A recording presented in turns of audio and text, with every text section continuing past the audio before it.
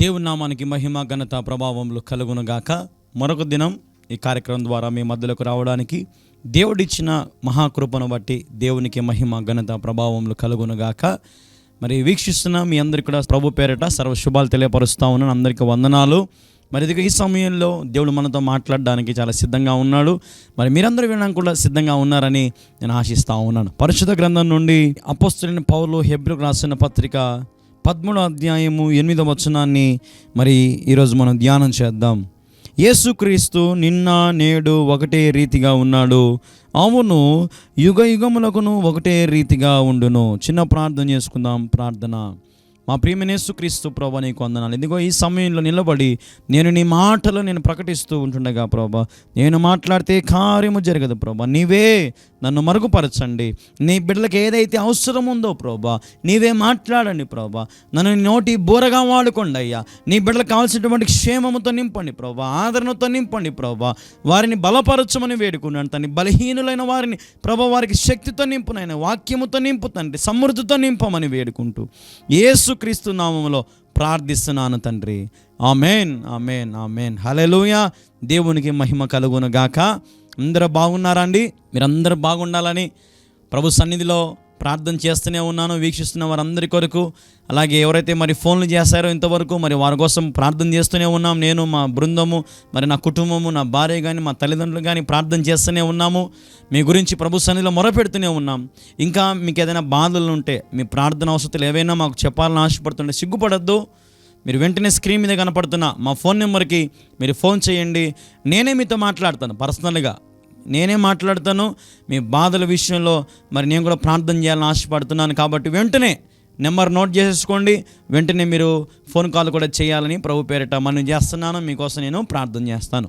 మరి ఈ సమయంలో దేవుడు మన కొరకు సిద్ధపరిచిన వాక్యాన్ని మరి కొద్ది నిమిషాలు మనము ధ్యానం చేసుకుందాం. మీరందరూ కూడా శ్రద్ధగా దేవుని మాటలు వింటున్నారని నేను అనుకుంటా ఉన్నాను. హల్లెలూయా. కాబట్టి జ్ఞాపకం చేసుకోండి, భయముతో భక్తితో దేవుని వాక్యాన్ని మరి మనం విందాం. ఈ సమయంలో మనం చదివిన వాక్యాన్ని మరొకసారి చదువుదాం. అపోస్తలుడైన పౌలు హెబ్రీయులకు రాసిన పత్రిక 13వ అధ్యాయము 8వ వచనాన్ని మరి మనం ధ్యానం చేద్దాం. యేసుక్రీస్తు నిన్న నేడు ఒకటే రీతిగా ఉన్నాడు. ఆయన నిన్న నేడు ఒకటే రీతిగా ఉన్న దేవుడు. Hallelujah. No changes in God. Hallelujah. ఆయనలో ఏ మార్పు కూడా లేదు. ఆయన నిన్న ఎలాగున్నాడో, నేడు ఎలాగున్నాడో, రేపు కూడా అలాగే ఉంటాడు ఆయన. కాబట్టి ఆ కృపామయుడు నేటికి అలాగే నీ మీద కృప చూపించాలని ఆశపడుతున్నాడు. హల్లెలూయా, హల్లెలూయా, హల్లెలూయా. ఈరోజు దేవుడు నిరంతరం ఒకటే రీతిగా ఉన్నాడు. రోగికి స్వస్థత, పాపికి రక్షణ దేవుడు ఇవ్వాలని ఒకటే రీతిగా ఉన్నాడు.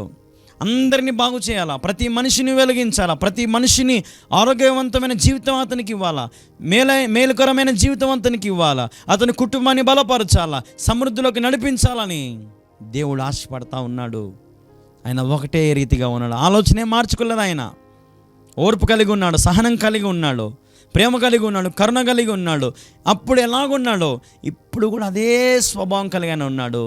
నీ కోసమే యేసయ్య వద్దకు వస్తావని, యేసయ్యతో కూర్చుంటావని, యేసయ్యతో మాట్లాడతావని ఆయన వెయిట్ చేస్తున్నాడు. నీకోసం ఎదురు చూస్తున్నాడు. నిన్న ఎదురు చూశాడు, ఈరోజు ఎదురు చూస్తాడు, రేపు కూడా నీకోసం ఏం చేస్తాడు? ఆయన ఎదురు చూస్తాడు. నువ్వు రావాలే కానీ ప్రభు నీకోసం కార్యాలు చేయడా? నువ్వు ప్రభు దగ్గరకు వస్తే ఆయన నీ జీవితాన్ని తృప్తిపరచలేడా?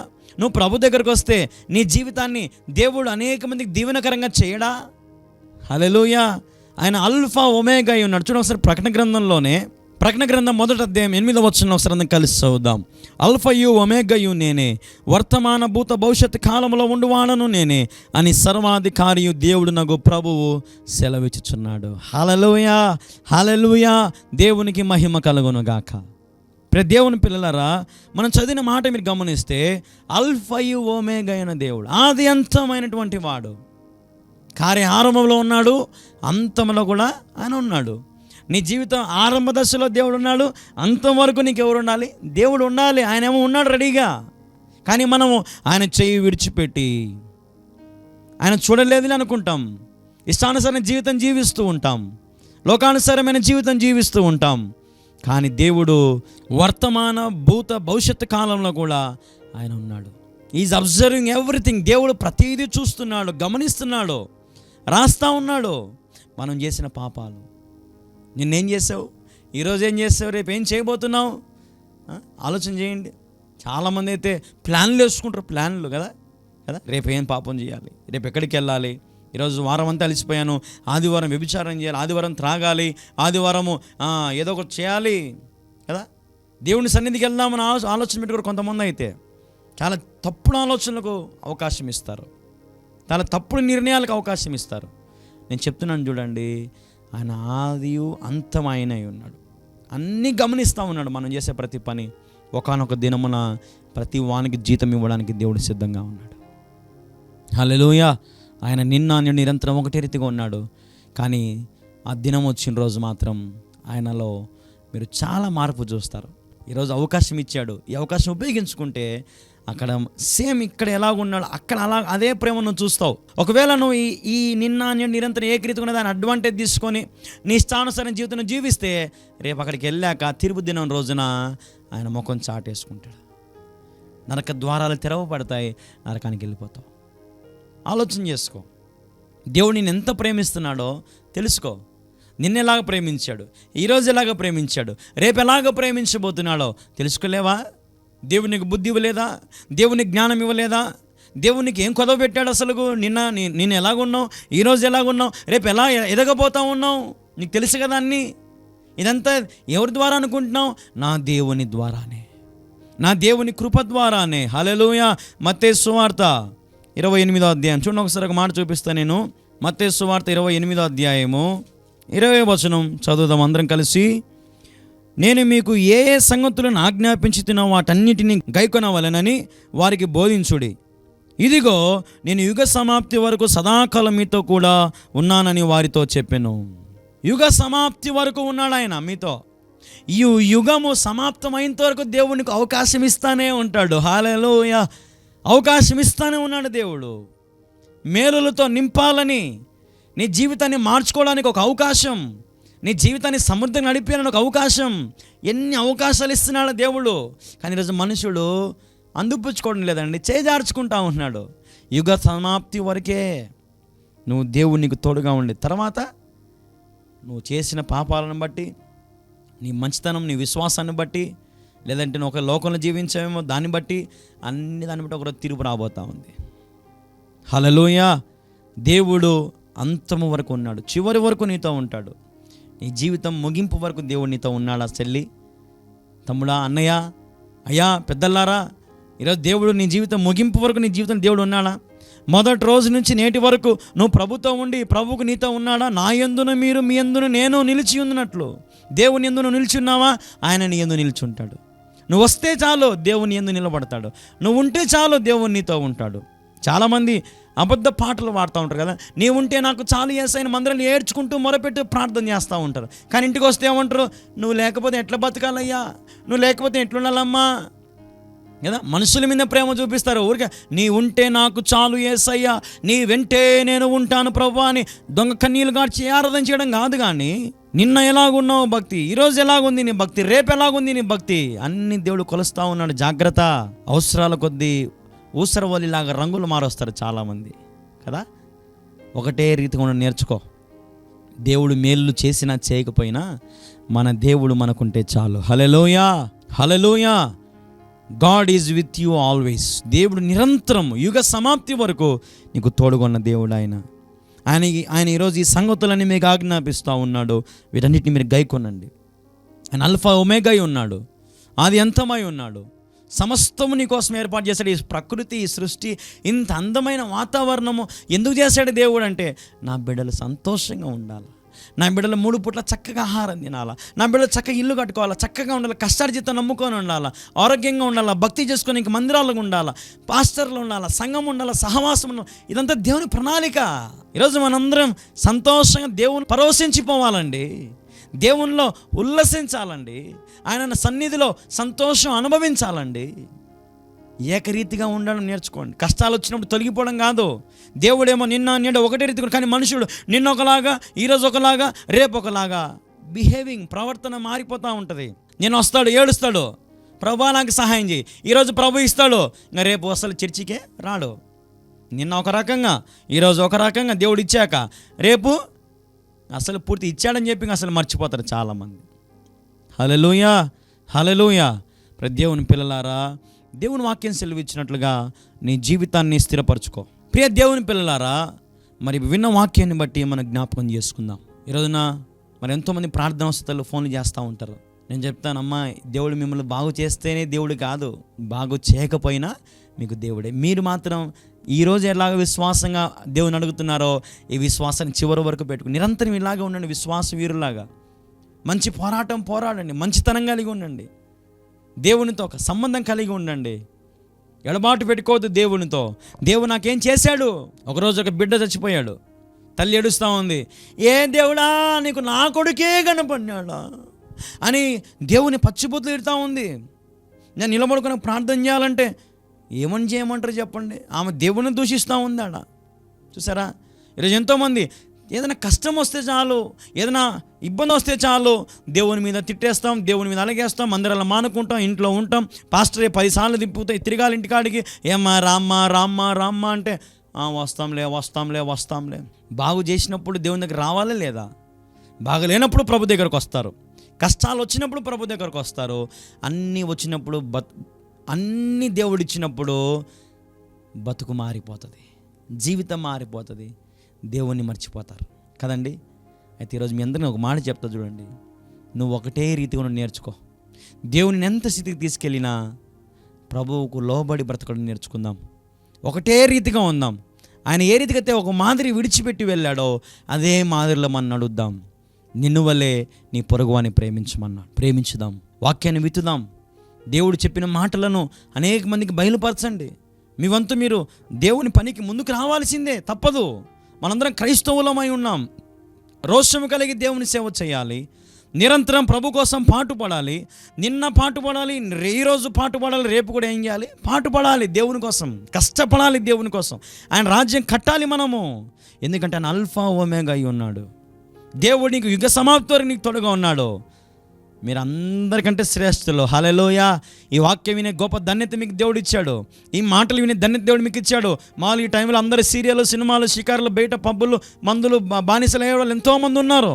కానీ మీరు మాత్రం చక్కగా టీవీ ఛానల్ ముందర కూర్చొని ఈ వాక్యం వింటున్నారంటే నిజంగా మీరు దేవునికి ఇష్టలై ఉన్నారు. కాబట్టి దేవుని పని చెయ్యండి అమ్మా, దేవుని పని చేయండి అయ్యా.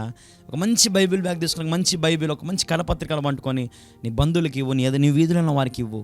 ఈరోజు నేను చెప్పినప్పుడు స్టార్ట్ చేయి. ఈ వాక్యం అయిపోగానే వెళ్ళి నీ పొరిగింటలు ఎదురింటలు కొంచెంసేపు దేవుని స్వార్థ మాటలు చెప్పు. 10 మందికి దేవుని నామాన్ని ప్రకటించడానికి ఇష్టపడు. నీ జీవితాన్ని దేవుడు సాధ్యపరుస్తాడు. దేవుణ్ణి ఆనుకొని ఉండడం నేర్చుకో, భక్తుడిగా ఉండడం నేర్చుకో.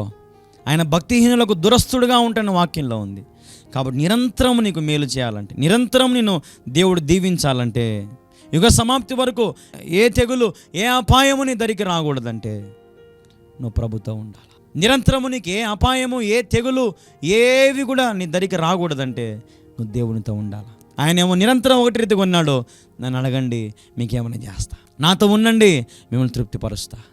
నన్ను వెంబడించండి, జనములను పట్టేవారికి నేను చేస్తా. నాతో ఉండండి, మీకు జీవనదిని ప్రవహింపజేస్తా. ఆయన ఇచ్చే ఈవులు ఎలాగుంటాయంటే మనుషులు ఇవ్వలేరు అట్లాంటి ఈవులు, అట్లాంటి పొజిషన్. దేవుడు ఇచ్చే పొజిషన్ ఎలాగుంటుందంటే ఆశ్చర్యకరమైన పొజిషన్ ఇస్తాడు ఆయన. మందిరానికి అధికారం, అందరికీ, లోకానందరికీ అధికారం ఇచ్చే ధన్యత దేవునికి ఇస్తూ ఉన్నాడు.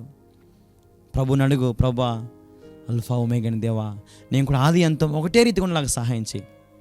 ఊసరి వలిలాగా రంగులు మార్చుకోకుండా ప్రభా నా జీవితాన్ని బాగు చేయి నాయన, నా జీవితాన్ని స్థిరపరచు ప్రభా అని అడిగితే దేవునికి సహాయం చేస్తాడు. యుగ సమాప్తి వరకు ప్రభు కృప నీకు తోడుగా ఉండాలంటే నువ్వు కూడా నీ జీవితం ముగింపు వరకు నువ్వు కూడా విశ్వాస జీవితం కలిగి జీవించు.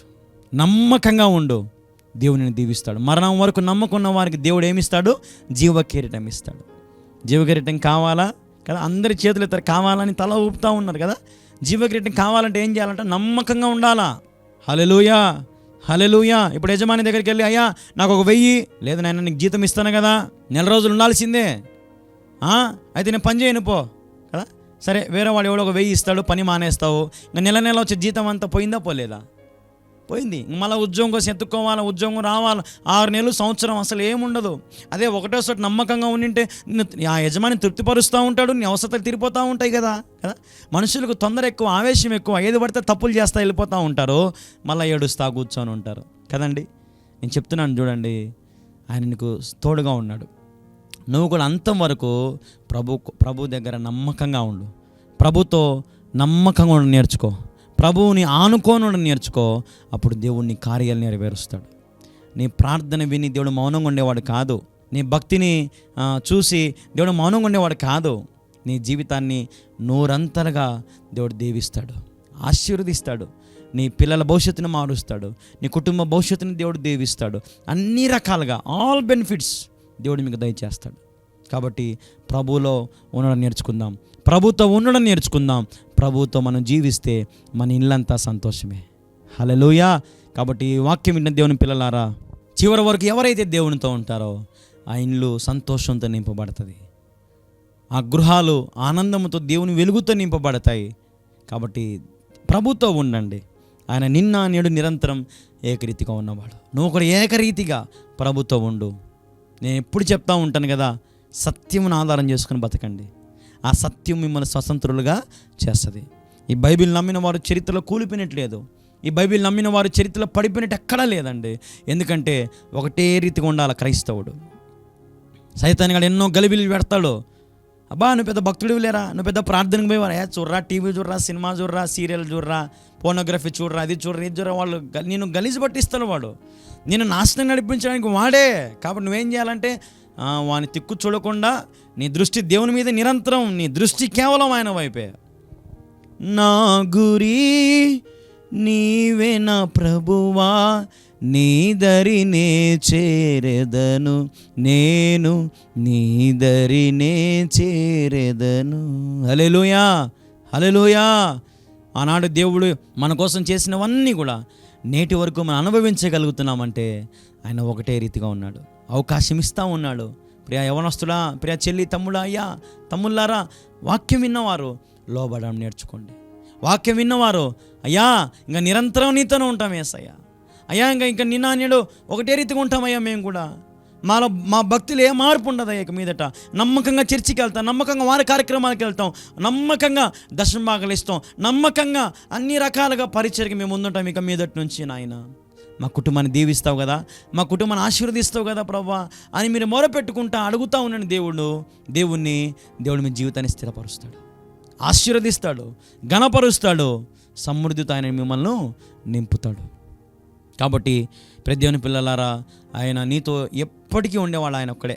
ఇప్పుడు మన స్కూల్కి మన బాబుని పంపించామనుకోండి, ఇంటి దగ్గర చెప్తాను, నాన్న జాగ్రత్తగా ఉన్నానా, అతి పనులు చేయొద్దు, టీచర్తో కొట్టించుకోవద్దు, ఆడుకునేప్పుడు జాగ్రత్త, కింద పడతావు, దెబ్బలు తగులుతాయి, క్యారీ నువ్వు ఒక్కనివి తిన్నానా అని చెప్పి ఇంటి దగ్గర అందరూ పంపిస్తారు కదా. ఇల్లు దాటుతానే ఇప్పుడు అతనికి అమ్మ తోడుగా ఉంటుందా, నాన్న తోడుగా ఉంటారా? ఎవరు తోడుగా ఉండరు కదా. అది ఇంటి దగ్గర, నాన్న ఒక్క నిమిషం మోకాళ్ళకు ప్రార్థన చేస్తా, నువ్వు తిరిగి వచ్చేంత వరకు దేవుడు నీకు తోడుగా ఉండును గాక, ఆమేన్ అని ఏ తల్లి అయితే ప్రార్థన చేసి పంపిస్తుందో ఆ బిడ్డ క్షేమంగా తిరిగి మళ్ళీ ఇంటికి వస్తాడు. ఆ తల్లి క్షేమంగా ఇంటికి తిరిగి వస్తుంది. హల్లెలూయా, హల్లెలూయా. కాబట్టి దేవుడు నీతో ఎప్పటికీ నీతో ఉండాలంటే ప్రార్థన జీవితం కలిగి, నమ్మకత్వం కలిగి నువ్వు ఉండు. దేవుడు ఎంత నమ్మకమైన వాడో నువ్వు కూడా అంత నమ్మకంగానే ఉండాలి. ఈ లోకంలో ఆప్తులు నిన్ను విడిచిపెట్టి వెళ్ళొచ్చు. నిన్న ఒక రకంగా, ఈరోజు ఒక రకంగా, రేపు ఒక రకంగా ఉంటారు. ఈరోజు మనుషులు, నువ్వు వాళ్ళని నమ్ముకుంటే చాలు మోసపోతావు. కానీ దేవుణ్ణి నమ్ముకుంటే ఆయన నిన్ను ఆ మోసపుచ్చు వారిలో నుండి నేను బయటికి తీసుకొచ్చి నిన్ను ప్రత్యేకంగా దేవుడు నిలబెడతాడు. హల్లెలూయా, హల్లెలూయా. నేను ఒక మాట చెప్తా చూడండి, మిమ్మల్ని ఎవరైతే విడిచిపెట్టారో మీరు ఏమనుకోవాలంటే నన్ను సైతాన్ వదిలిపెట్టిపోయింది అనుకోండి. హల్లెలూయా. వాళ్ళ కోసం తిరిగి పాకులాడొద్దు. ఏమా చెల్లి వినిపిస్తుందా? నీ జీవితంలో నుంచి ఎవరన్నా నువ్వు ప్రేమించే అబ్బాయో ప్రేమించే అమ్మాయో వెళ్ళిపోయిందని బాధపడుతున్నాయో, సైతాన్ వెళ్ళిపోయింది అనుకో, వాళ్ళ గురించి ఆలోచన చేసి దేవుని దూరం చేసుకోవద్దు, మందిరాన్ని దూరం చేసుకోవద్దు, వాక్యం దూరం చేసుకోవద్దు, ప్రభు సన్నిధి దూరం చేసుకోవద్దు. దేవుడు నీ కోసం మంచి వధువును, మంచి వరువుని ఏర్పాటు చేస్తాడు. ఆత్మహత్యలు, సూసైడ్లు, తల్లిదండ్రులకు శోభను, తల్లిదండ్రులకు బాధని మిగిలించొద్దు. ఒకప్పుడు నువ్వు ఎలాగ భక్తి చేసేదానివో తిరిగి మళ్ళీ అదే భక్తి చేయి. ఏమ్మా, ఒకప్పుడు నువ్వు ఎలాగ భక్తి చేసేదానివో ఇప్పుడు నీ భర్త కోసం తిరిగి అలాగే భక్తి చేయి. నీ భర్తను దేవుడు మారుస్తాడు. నా భర్త త్రాగబోతే నీ వీధులంతా చెప్పే బదులు ఇంటి దగ్గర మోకాళ్ళొంగి బైబిల్ తెరిచి ప్రార్థన చేసుకొని వాక్యం ధ్యానిస్తూ నీ భక్తితో నీ ప్రవర్తనతో నీ భర్తను మార్చుకోగలుగుతావు. నువ్వు ఒకటే రీతిగా ఉంటే ఈరోజు చాలామంది కుటుంబాలు కట్టుకోలేక ఎందుకు పోతున్నారంటే నిన్న ఒకలాగా ఈరోజు ఒకలాగా రేపు ఒకలాగా ఉంటారనమాట. కాబట్టి సిచ్యువేషన్స్ అర్థం కావట్లేదు ఇప్పుడు పిల్లలకు కానీ తల్లిదండ్రులకు కానీ. కాబట్టి ఏం చేయాలో అర్థం కాదు. రోజుకు ఒక రకంగా మాట్లాడతారు, రోజుకు ఒక రకంగా బిహేవ్ చేస్తూ ఉంటారు ఇంట్లో. కాబట్టి ఆ కుటుంబాలు వర్ధిల్లింపబడవు. అందుకే దేవుడు నిన్న నేడు నిరంతరం ఏకరీతిగా ఉన్నవాడు. Is one every time. కాబట్టి ఆయన ఒక్కడే ప్రతి సమయంలో ఒకటే రీతిగా ఉన్నవాడు. ఈరోజు మనం కూడా ప్రయత్నం చేద్దాం. ప్రయత్నిస్తే మన సొమ్ము ఏమైనా పోతుందా అండి? ప్రయత్నిస్తే ఏదైనా తప్పు చేసిన వాళ్ళం అవుతామా? ప్రయత్నం చేద్దాం. యేసులాగా జీవిస్తాం. యేసు చెప్పిన మార్గం నడుద్దాం. యేసై చెప్పినట్టుగా నేను ప్రభా ఇక నుంచి నిన్న నేడు నిరంతరం నేను కూడా ఒకటే రీతిగా ఉంటా ప్రభా. ఉన్నది ఉన్నట్టే మాట్లాడతా, అన్యాయం చేయను, అబద్ధాలు చెప్పను, మోసం చేయను, దొంగతనం చేయను, ఇంకేమి నేను చేయను ప్రభా. ఇక నుంచి నువ్వు చెప్పినట్టే నేను కూడా విశ్వాస పోరాడతా, నమ్మకంగా ఉంటా ప్రభా.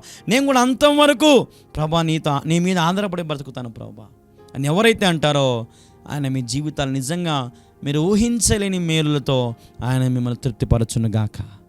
ఆమేన్, హల్లెలూయా. దేవునికి మహిమ కలుగునుగాక. ప్రార్థన చేసుకుందాం. తలలు వంచండి. దేవుడి కొద్ది మాటలను దీవించునుగాక. ఆమేన్. ప్రార్థన. సకల ఆశీర్వాదాలకు కారణభూతుడగు తండ్రి నీకు స్తోత్రం. విన్న వాక్యాన్ని దీవించండి, ఆశీర్వదించండి. ఎందరైతే మరి నీ మాటల ద్వారా బలపరచబడ్డారో, దీవించబడ్డారో, ఆశీర్వదించబడ్డారో మరి వారిని జ్ఞాపకం చేసుకోండి ప్రభా. మరి తండ్రి నీ వాక్యమును ప్రభా వారి పడి చెవును పెట్టకుండా నీ వాక్యం బిడ్డలు అంగీకరించి వారు కూడా ఒకటే రీతిగా ఉండడానికి సహాయం చేయి ప్రభా. జీవితంలో మేలు జరిగినా జరగకపోయినా నీ మీద ఆధారపడి బతకడానికి సహాయం చేయి ప్రభా. వారిని కృపతో నింపునైనా, సమాధానంతో నింపునైనా, వారికి కావాల్సిన మేలులతో మరి వారిని తృప్తిపరచమని నీ సన్నిధిలో బతిమాలుకుంటా ఉన్నాను తండ్రి. యేసయ్యా ప్రభా, నీ చేతికి మా జీవితాలను అప్పగించుకుంటున్నాం తండ్రి. ప్రభా మాకు తోడుగా ఉండండి. మరణం వరకు మాకు తోడుగా ఉండండి ప్రభా. మేము కూడా ప్రభా మరణం వరకు నమ్మకంగా ఇక మీదట మేము ఉంటాం తండ్రి. ప్రభా ఇంతవరకు నేను ఒకవేళ బాధ పెట్టామేమో, అవమానపరిచామేమో ప్రభా, మా వల్ల మీకు బాధ కలిగిందేమో, దయతో మమ్మల్ని క్షమించండి ప్రభా. ఇక నుంచి మేము కూడా ఒకటే రీతిగా నీ బిడ్డలుగా నీ సొత్తుగానే మేము ఉంటాం తండ్రి. అట్టి ధన్యత, అట్టి కృప మాకు ఇచ్చిన నీకు వందనాలు. మరి ప్రభా నిలబడి నీ దాసుని ద్వారా నాతో మాట్లాడిన మాటను బట్టి నీకు స్తోత్రం తెలియపరచుకుంటూ ప్రభా, ఎందరైతే మరి ప్రార్థన వసతులకు ఫోన్లు చేస్తున్నారో ప్రభా, ఆ ప్రార్థన వసత మీరు కూడా విని ఆమేన్ చెప్పమని వేడుకుంటున్నాను తండ్రి. ప్రభా వారి ప్రతి అవసరత, ఇబ్బంది, వ్యాధి, బాధ, కష్ట నష్టాలన్నింటి నుంచి వారికి విడుదల కలిగించి సంతోషం, సమాధానంతో వారిని నింపండి ప్రభా. ఇదిగో ప్రభా మందిర స్లాబ్ గురించి ఎవరైతే ప్రార్థన చేస్తున్నారో, ఎవరైతే వారి గుప్పిలు విప్పుతున్నారో నాయన, మరి వారిని దీవించమని వేడుకుంటాను, ఆశీర్వదించమని వేడుకుంటున్నాను తండ్రి. మరొక ఎపిసోడ్తో నీ బిడ్డలతో మాట్లాడడానికి నాకు ధన్యత దయచేయమని వేడుకుంటూ అతి శ్రేష్టమైన యేసుక్రీస్తు నామములో ప్రార్థిస్తున్నాను తండ్రి. ఆమేన్, ఆమేన్, ఆమేన్. యేసు రక్తమే జయం, యేసు రక్తమే జయం. ప్రభు యేసు నామములో సంపూర్ణ విజయం కలుగునుగాక. ఆమేన్. అందరికీ వందనాలు. Praise the lord. మళ్ళీ రేపు ఇదే ఛానల్లో ఇదే సమయానికి మళ్ళీ మనం కలుసుకుందాం. అంతవరకు దేవుని మహాకృప మీ అందరికీ తోడుగా ఉండునుగాక. Amen, amen, amen. Praise the Lord. ఈ భారభరితమైన పరిచర్యకు మీ వంతు మీరు సహకరించాలని, స్పాన్సర్ చేయాలని ఆశపడుతున్నట్లయితే, దేవుడు ఒకవేళ మీకు ప్రేరేపణ ఇస్తే మీరు ముందుకు రండి. ఎంతో భారభరితమైన పరిచర్య, వేలతో కూడినటువంటి పని. కాబట్టి మీరు ముందుకు వచ్చి సహకరించాలని ప్రభుపేట మనం చేస్తున్నాను. అదే రీతిగా మరి మందిర నిర్మాణం స్లాబ్ వరకు వచ్చింది, మీకు టీవీలో చూపిస్తూ ఉన్నారు చూడండి. ఆ స్లాబ్కి మీ వంతు మీ కుటుంబం తరపున దేవుడు మీకు ఎంత ప్రేరేపిస్తే అంత మీ కానుక రూపంలో పంపించి ఈ పరిచర్యకు మీరు సపోర్ట్ చేయాలని ప్రభుపేట మనం చేస్తూ ఉన్నాం.